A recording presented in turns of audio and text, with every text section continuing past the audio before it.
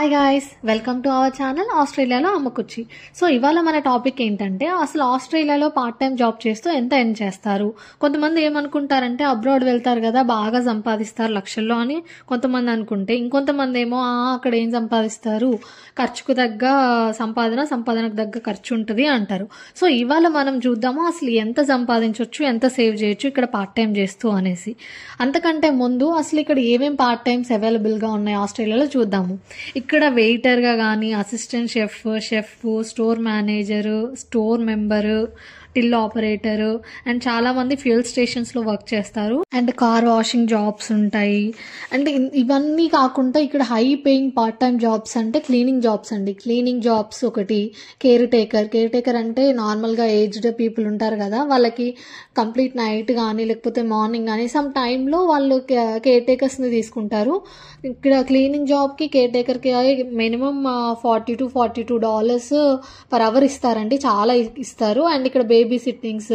నాకు ఆస్ట్రేలియా వచ్చాక ఒకటి తెలిసింది ఏంటంటే ఇక్కడ ఇంకొక పార్ట్ టైం ఏంటంటే డాగ్ వాకర్స్ అంట. ఇదేంటి డాగ్ వాకర్స్ అని అనుకుంటున్నారా? ఏం లేదండి, వీళ్ళు ఇక్కడ పెట్స్ పెంచుకుంటారు కదా, ఆ డాగ్స్ని తీసుకెళ్ళి మనం వాకింగ్ చేయించి వాటి ఫుడ్, వాటి క్లీనింగ్ అవన్నీ చూసుకోవాలంట. అంతేలేండి, ఆస్ట్రేలియాలో మనుషుల లైఫ్ కంటే డాగ్స్ లైఫే చాలా బాగుంటుంది.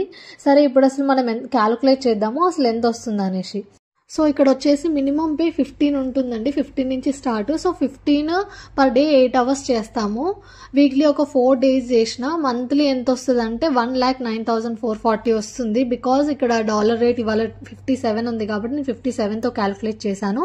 సో మ్యాక్సిమం వచ్చేసి ఇక్కడ $45 వరకు వస్తుంది పర్ అవర్. సో అవి ఒకవేళ TFN జాబ్స్ అయితే అవి ట్యాక్స్ కట్ అయినా కానీ మనకి $42 చేతిలో ఉంటుంది. అంటే $42 మనకి పర్ అవర్ పే చేస్తే మంత్లీ వచ్చేసి $5,000 చేంజ్ వస్తుంది మనకి. అంటే 3,06,000 దాకా ఎర్న్ చేయొచ్చు మనము. ఇప్పుడు ఇందులో ఈ ఎర్నింగ్స్ లోంచి మనం కాస్ట్ ఆఫ్ లివింగ్ తీసేద్దాము. మాక్సిమం స్టూడెంట్స్ షేర్డ్ అకామిడేషన్ లోనే ఉంటారు కాబట్టి ఇంక్లూడింగ్ బిల్స్ వాళ్ళకి మంత్లీ రెంట్ ఒక $600 అండ్ గ్రాసరీకి వెళ్ళినా కానీ ప్లస్ $300 వాళ్ళకి ఏమైనా చిన్న చిన్న ఖర్చులు ఉంటే వెళ్ళినా కానీ అంటే $900 వాళ్ళకి ఖర్చు అవుతుంది. అంటే 51,000 దాకా ఖర్చు అయినా కానీ సో ఆ 51,000 వీళ్ళకి కాస్ట్ ఆఫ్ లివింగ్కి వెళ్ళినా వీళ్ళు మంత్లీ 58,000 నుంచి 2,55,000 వరకు సేవ్ చేయొచ్చు. అంతేకాదండి, ఇంకా చాలా పార్ట్ టైమ్స్ ఉంటాయి. సబ్వేలో ఇలా చాలా చేస్తారు. అండ్ డెలివరీ పర్సన్స్గా కూడా చేస్తారు. డెలివరీ పర్సన్స్ పార్ట్ టైమ్గానే కాదు, కొంతమంది ఫుల్ టైమ్గా కూడా చేస్తారు. దాన్ని కూడా చాలా ఎర్న్ చేయొచ్చు. నేను అదంతా ఒకటి వేరే వీడియోలో క్లియర్గా ఎక్స్ప్లెయిన్ చేస్తాను, అసలు వాళ్ళు ఎలా చేస్తారు ఏంటి అనేసి.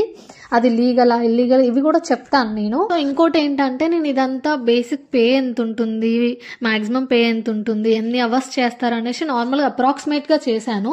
నార్మల్గా ఇంతకంటే ఎక్కువ అవర్స్ వర్క్ చేసి, ఇంతకంటే ఎక్కువ డేస్ వర్క్ చేసి ఎక్కువ సంపాదించే వాళ్ళు ఉన్నారు, తక్కువ చేసి తక్కువ సంపాదించే వాళ్ళు కూడా ఉన్నారు.